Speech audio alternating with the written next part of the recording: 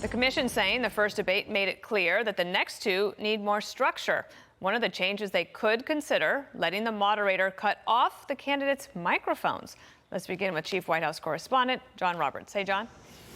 Dana, good afternoon to you. The Commission on Presidential Debates, after what happened on Tuesday night that we discussed at length after the debate was over, has decided that it needs to make some changes in order to facilitate a more orderly discussion of the issues. One of the ideas that's been floating around is whether or not the moderator should have a cutoff button so that if a candidate goes long or starts overly interrupting the other one, the moderator could simply push the button and turn the microphone off.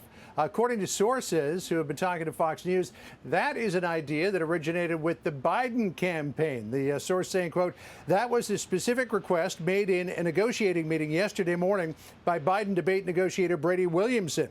That meeting was at 9 a.m. Hours later, the commission issued their statement about changing the structure.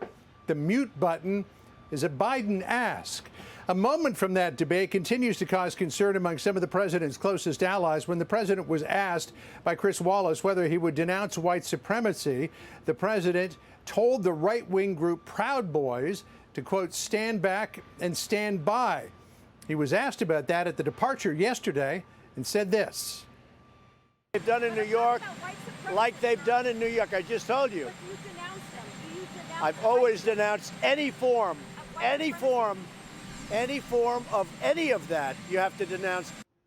Still, Senators Tim Scott of South Carolina, Mitch McConnell, and Lindsey Graham, among others, are looking for clarity from the president on exactly what he's meant over the last couple of days. So I asked the press secretary if, from the podium, she could issue a definitive statement on the issue. Watch here. Does the president denounce white supremacism and groups that espouse it in all their forms? This has been answered yesterday by the president himself, the day before by the president himself on the debate stage. The president was asked this. He said, sure, 3 times. Yesterday, he was point blank asked, do you denounce white supremacy? And he said, I've always denounced any form of that. The president continues, though, to say that Joe Biden needs to denounce Antifa, saying that is not just an idea, it is, in fact, a group, because ideas don't create the sort of damage that Antifa supporters do. And, John, I know that Kayleigh McEnany, the press secretary, she feels like she was very clear. Do you feel like this is all cleared up now between what the press secretary is saying and your question?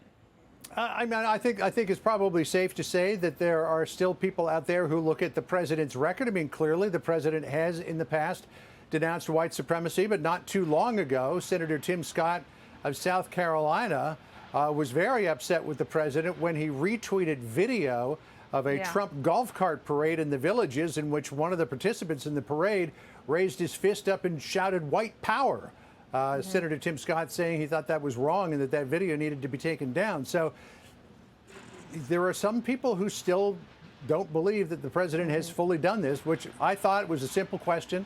Apparently it wasn't that simple. Well, and I do think, Twitter and retweets different than saying what you say in a debate or at the podium. They think that they have been clear, and now you are clear to go, because I'm going to go on to the next story. Thank you, John. All right.